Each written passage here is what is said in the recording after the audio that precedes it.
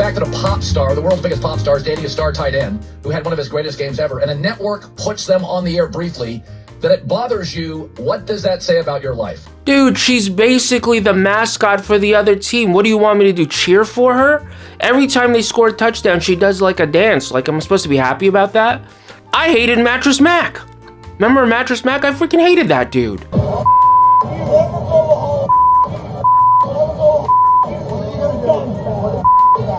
It would actually be sexist of me not to hate on Taylor Swift, since I hated on Mattress Mac. It would be sexist of you not to hate on Taylor Swift if you hated Mattress Mac.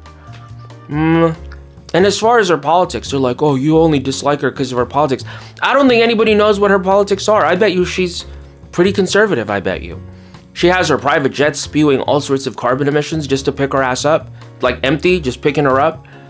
And I'm sure she wants to pay as little taxes as possible. She's probably got secret accounts in the Cayman Islands, dude. So I just disagree with this, everything. I disagree with everything everyone is saying is wrong. And I don't even know how people arrive at these conclusions that are just insane to me. Like this. Here's the other thing that strikes me. Matthew McConaughey, all right. Love him. Drake on everything. Spike Lee. That is not true at all. I don't even know how Colin Cowherd could come to such an opinion. That is not true at all. I freaking hate Drake, dude. If I had a button right here, if I had a button and a pterodactyl would eat Drake, I would press that right now. If I had a button that would make a pterodactyl eat Drake, I would be smashing that button right now, dude. If there was a button here,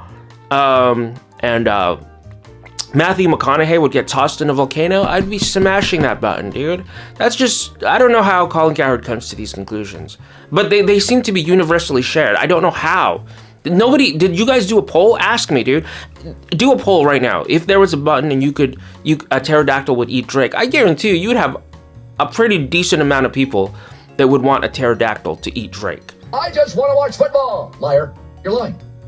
That's not true. A football telecast is not just football. Just 18 minutes are actual football. And we have the data, we have the numbers, you don't turn away. That's not true. That's not true. I wait 45 minutes after the start of every game so that I could fast forward. And then the plays I like, I rewind them over and over. So and by the time it catches up, does anyone else do that? Am I the only one? I can't be the only one.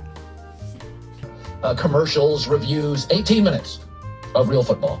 All right, let's get to some comments. Maybe I'm misunderstanding this comment because I was so enraged. I think I was blinded by rage here. But if I am misunderstanding, then forgive me. But it seems to me like these people are arguing that Joe Montana was overrated and the NFC in the 80s wasn't even that good.